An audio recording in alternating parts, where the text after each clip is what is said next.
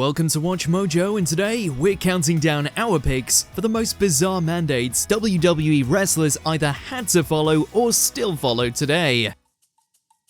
Number 20, can't use certain finishers unless you have permission. Wrestlers are defined by their finishers, Cena with the AA, Orton with the RKO, the list goes on. As you can imagine, common courtesy is a big deal here. For example, Damian Priest ditched the Reckoning since it looked similar to Cody Rhodes' finisher, the Crossroads. To keep finishers iconic, not every wrestler can try whatever one they want. It's a good way to respect the wrestlers who those finishers are most associated with, but there's still a gray area. Some believe that wrestlers basically owning a finisher can be a sign of gatekeeping. Honestly, there's some valid points from both sides. Either way though, you're not gonna see a rookie whip out the Tombstone Piledriver on NXT unless they've got the okay. Number 19, you need to be taller than your interviewer. This rule is more of a two-way street, since some of the responsibility also falls upon the interviewer. Regardless, it's still a pretty odd order.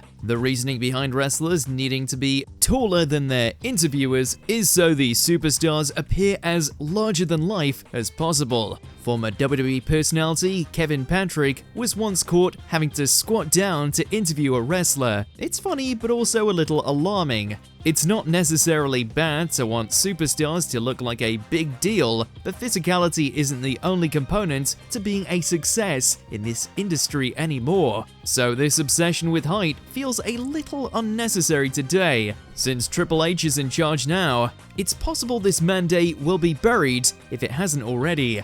Number 18, you might not have full control of your name or necessarily get to keep it. WWE have often been responsible for coining a superstar's name. Remember Shorty G? Ugh, yikes. But it's still possible for a name used to be the one the wrestler came up with themselves. There's still some more caveats though. While WWE won't own your legal birth name, the one that you've carefully crafted to fit your gimmick and brand will be property of the Fed. That's why when wrestlers leave WWE and go somewhere else like AEW, they have a different name. Since these are intricate legal matters that can vary from wrestler to wrestler, there are exceptions here and there. But the vast majority basically sign a part of themselves away to the promotion. Point is, don't get too attached to your name.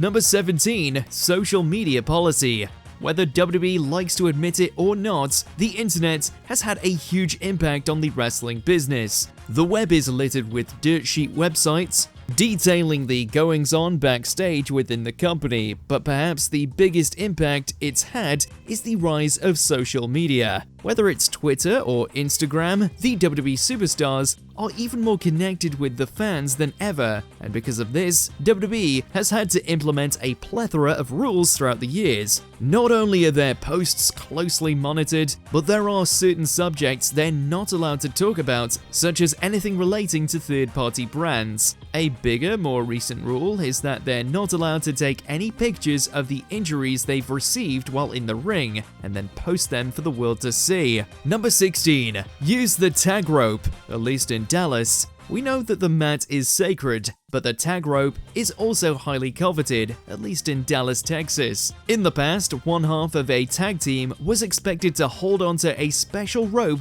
tied to the turnbuckle to be able to legally tag it into a match. Using the rope isn't as big of a deal today, except when you're down in this city. Then it's incredibly important for tag teams to utilize the rope. In fact, it's so important that a special inspector has to go to the arena and manually inspect the rope to make sure it's exactly 18 inches. So yeah, never underestimate the importance of the rope. Number 15, weapons need approval. On the one hand, it makes sense to have certain weapons be pre-approved for planned spots, but on the other, it's interesting to see how extensive the list of weapons that need approval goes. Stuff like chairs, kendo sticks, tables, basically any kind of object needs the green light from upper management to be used. Kendo sticks and tables, sure, that's fair, but it's interesting that chairs need approval too. Given how commonly they're used, you'd think they'd at least give the more seasoned veteran wrestlers a little more leeway and trust there. Number 14. No wearing high heels in a certain part of California. Heels are super important in professional wrestling. They're the perfect bad guys to rile up the crowd and get the world to eat out the palm of their hands. But wrestling has more than one type of heel. More specifically, high heels are important in wrestling too. But did you know that they're banned in Caramel by the Sea, California? The reason they're banned is to stop people from getting into accidents due to the town's uneven sidewalks. This won't necessarily prevent women from working in the ring. However, it's definitely a potential obstacle for other areas of the job like cutting promos or participating in backstage segments. Technically, you could get a permit to wear them, but we doubt that's a fun process. Choose footwear responsibly. Number 13, wrestlers need to stay the whole show even if they're not being used. Whether this is an official order or an unspoken norm, wrestlers are expected to stay for the entirety of the show. There's actually some good reasons for this, such as being available in case of any last-minute changes. But if the show's going off without a hitch, and you're not a wrestler on the card, you're likely just banished to the Shadow Realm that is catering for the next 3 hours. It's understandable to have to stick around when there's a need to, but if WWE doesn't have anything for some wrestlers, forcing them to travel and stay in the arena might be unnecessary. Number 12, can't wear blue trunks in North Carolina on Wednesdays. Talk about oddly specific. We didn't even know a color could have go-away heat, but apparently it does. For some incredibly weird reason, WWE doesn't allow wrestlers to wear blue trunks when they're in North Carolina. More specifically, when they're in North Carolina on a Wednesday. Nobody really knows why this rule exists. Some speculate it may have something to do with North Carolina native Ric Flair, who is known for wearing eccentric shades of blue. Others think maybe it's got something to do with the University of North Carolina,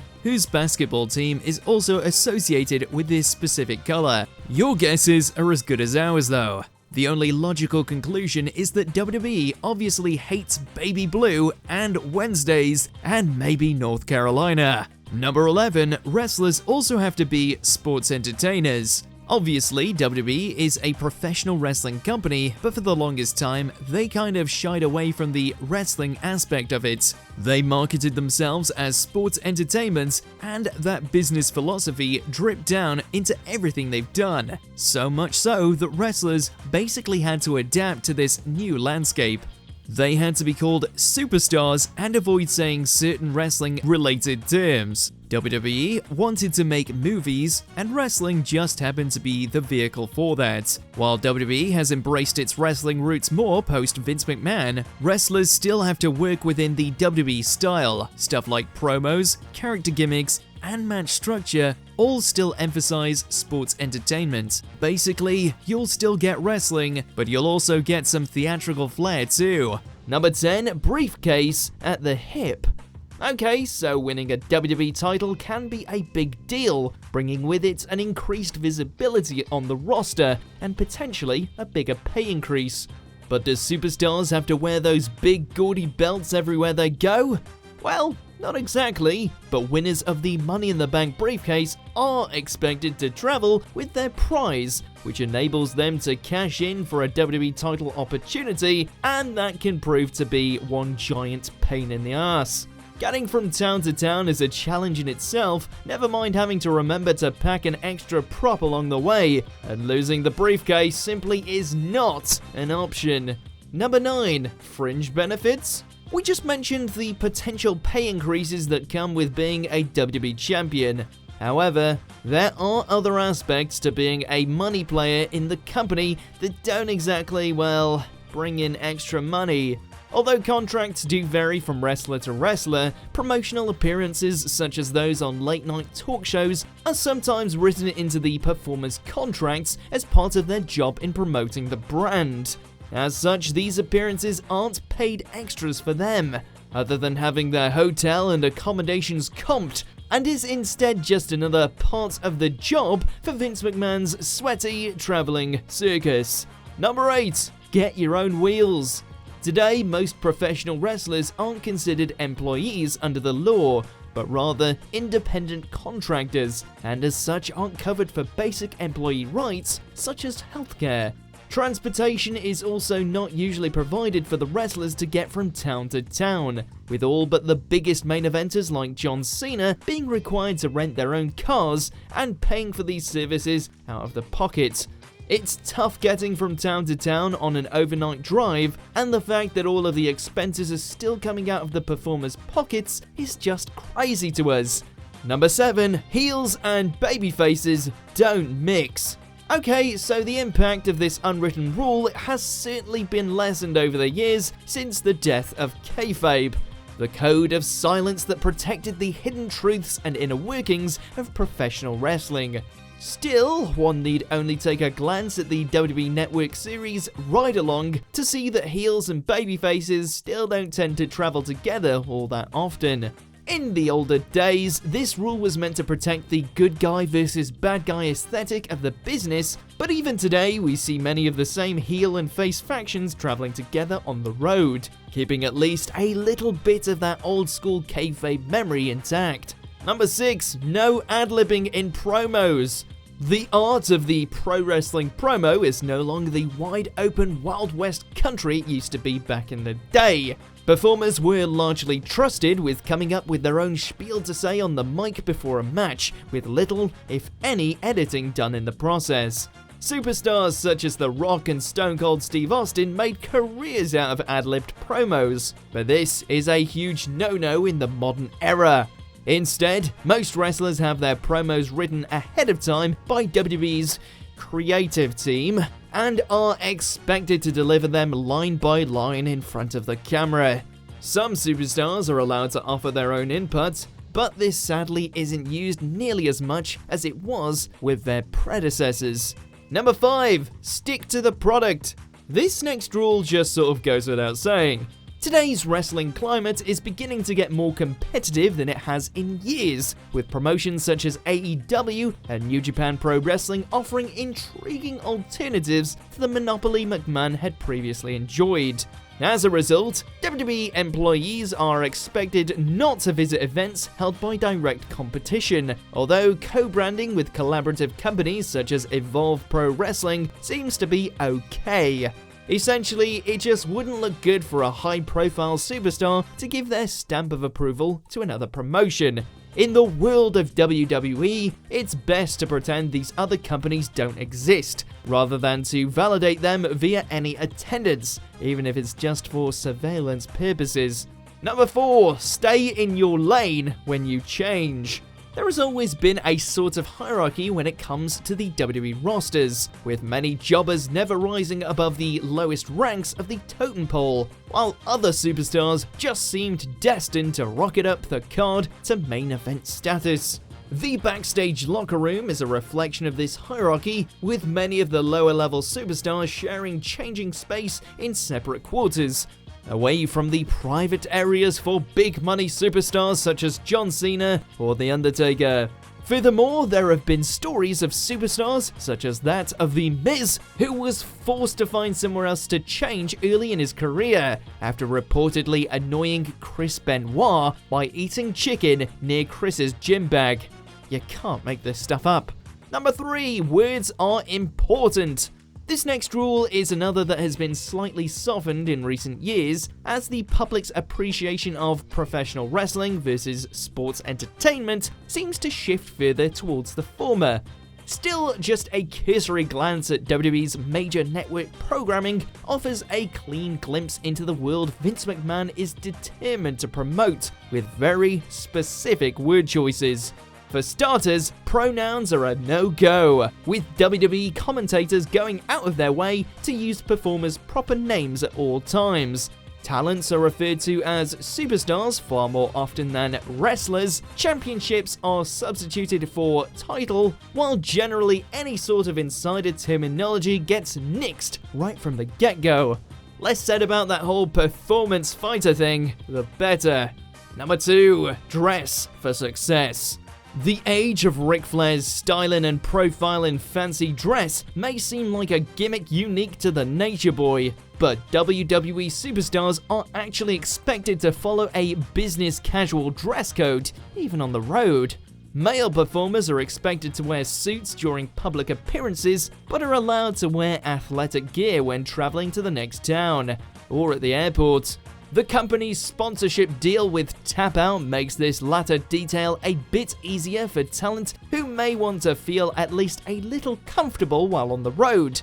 But the WWE dress code is definitely designed to retain the company's prestigious brand reputation at all costs. Before we continue, be sure to subscribe to our channel and ring the bell to get notified about our latest videos. You have the option to be notified for occasional videos or all of them.